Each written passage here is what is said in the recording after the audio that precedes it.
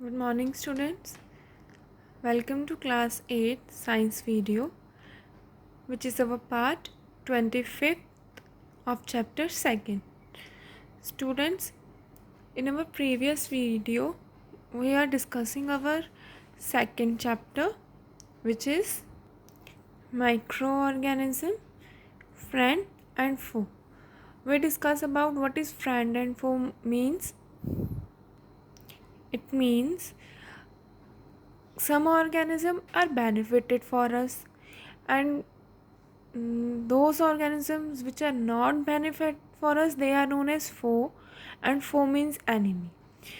So what does it mean, students? मतलब वो micro organisms जो हमारे लिए हेल्पफुल होते हैं, जो हमारी इम्यूनिटी को डिस्ट्रॉय नहीं करते और बल्कि इम्यूनिटी को इंक्रीज़ करते हैं, just like a curd. Curd किससे बना होता है? It is made up of a microorganism. If you ever observe it under microscope, so you will find there are so many microorganism in it.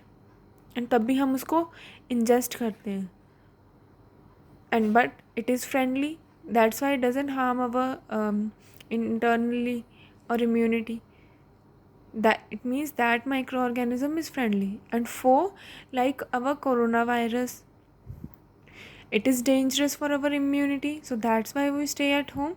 So it is also a type of microorganisms which is known as a virus, so it is our enemy. Okay, then we discuss the study of microorganism की study को क्या बोलते हैं? Microbiology. Next we discuss that जो microorganism they are omnipresent. Omnipresent means they are surrounded all everywhere, like on our shoes, hair, clothes, on our hands. So that's why we take a bath daily, we sanitize our hand, we wash our clothes, because हर जगह, हर place पे, हर चीज़, हर thing पे microorganism present है. उनसे प्रोटेक्ट करने के लिए we have to clean our self. हम अपने आप को हमेशा क्लीन रखते हैं. नेक्स्ट हमने वी डिस्कस द टेम्परेचर की, किस टेम्परेचर पे वो सर्वाइव करते हैं. दे survive eight extreme heat and extreme cold which is about 78 and -90 for extreme cold. Then we discuss their shape, like cylindrical, rectangular, oval. फिर नेक्स्ट वी डिस्कस लाइक कुछ microorganisms होते हैं जो अपनी शेप चेंज करते रहते हैं according to the environment. Next they live independently और सम लिव्स इन कॉलोनी. कोई सिंगुलर में ही सर्वाइव करते हैं और कोई कॉलोनी मीन्स कोई ग्रुप में माइक्रो ऑर्गेनिज्म सर्वाइव करते हैं. और जो सबसे छोटी और सबसे अल्ट्रा माइक्रोस्कोपिक मीन्स सबसे small shape, it's very small and highly infectious microorganism is known as virus. जो सबसे अल्ट्रा माइक्रोस्कोपिक मीन्स जो वेरी स्मॉल शेप होती है और बहुत डेंजरस होती है for our immunity, it's known as a virus. Example most common is corona virus. मैं एग्जाम्पल इसलिए ले रही हूँ because you can easily understand, and it is a microorganisms. Next we discuss about bacteria. What is bacteria, students? हमने पढ़ा था कि ये नॉन ग्रीन होता है. It is unicellular means single celled. And we discuss some different types of shape. You can see in your book on page number 29 like coccus, bacillus, spirillum, vibrio. These are the 4 types और 4 shapes of the bacteria. ये bacteria की shapes हैं. And हमने इसमें एक friendly bacterium भी discuss कर रहा था like Escherichia coli, which lives in our intestine or alimentary canal, food pipe, where it fights with foreign organisms, and it is anaerobic. Anaerobic means without oxygen. वो organism जो बिना oxygen के survive करते हैं, they are known as anaerobic. और ये हमारी food pipe में होता है, where it kills the bacteria which present on the food, so it is friendly.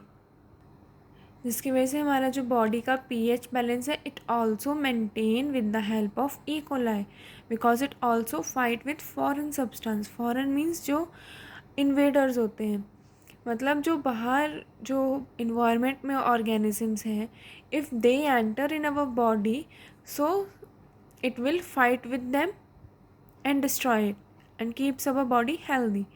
So it is friendly microorganism. Next, अब बैक्टीरिया की स्टडी, उनकी शेप की स्टडी, उनका एनवायरनमेंट, उनका नेचर, उनका सर्वाइवल नेचर, ये सब इन सब की स्टडी इट्स बैक्टीरियोलॉजी। ओके, इतना हम अपनी प्रीवियस वीडियो में कवर कर चुके थे। In this video we will cover further type of microorganism which is fungi. So student, fungi and अगर कोई एक है then it is fungus, but अगर कॉलोनी मीन्स ग्रुप में है then it is fungi. आपने ऑब्जर्व करा होगा जब कोई भी मॉइस्ट एरिया है या फिर कोई थोड़ी वेट वॉल या फिर कहीं पर अगर वाटर कलेक्टेड है some, then there will be some greenish and थोड़ा डार्क ब्राउन कलर का कुछ ग्रो करने लग जाता है, then it is the fungi. It is a non-green plant, but like water tank or in rainy season there is an growth of a green color substance. This is known as the algae. Same fungi भी वैसे हैं, but it grows on like, अगर आपका example जैसे bread है, bread का piece if you अगर आप उसे बाहर रख दोगे for 3 and 4 days, then you will observe some kind of greenish or whitish growth on that piece.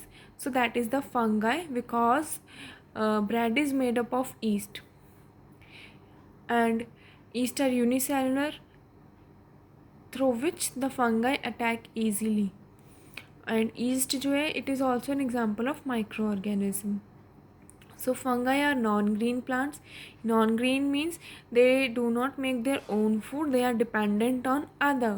और non-green plants को students you studied in your previous classes, non-green plant are also known as heterotroph. So they don't have a green pigment which is known as chlorophyll.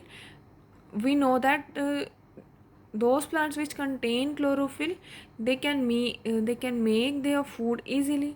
अब fungi में तो chlorophyll है नहीं, so they can't make their food, they depend on other, they eat me and fungi grow on other plants on other substance through which they carry their food.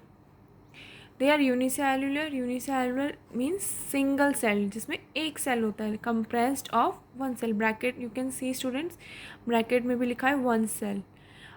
और multi cellular भी हमने bacteria में पढ़ा था. Bacteria is a unicellular, but fungi both, they may be unicellular और multi. Multi means जो बहुत सारे सेल से मिलके बना हो. जैसे ह्यूमन बॉडी में there are millions of cells, so our body is multi cellular. Like amoeba is a single cellular because it having only one cell. एक सिंगल सेल से इसका structure it is made up of single cell. Okay, next yeast are unicellular. Yeast जो है it is also unicellular. And bread moulds मतलब जो bread पे जो fungus लग जाती है ग्रीनिश और वाइट कलर की, it is known as bread moulds. Bread you know that. And moulds mean जो उस पर फंगस लगती है वाइट और ग्रीनिश कलर की, it is known as mould. They are all called microorganisms. Yeast, bread mold are known as microorganism. और हम इनको माइक्रोस्कोप के थ्रू भी देख सकते हैं और बिना माइक्रोस्कोप के भी थ्रू. जैसे क्योंकि जो ब्रेड पे जो फंगस लग जाती है we can observe with the eyes, so we don't need microscope that. But bacteria can't seen with the help of microscope. We need microscope in the observation of bacteria, but we can observe fungi easily. Like जो leather के कपड़े होते हैं, the leather clothes, leather jacket, if you observe it after 1 or 4 years, you will find there are some white growth on it, एक white colour की उस पर growth सी हो जाती है. This is also a type of fungi.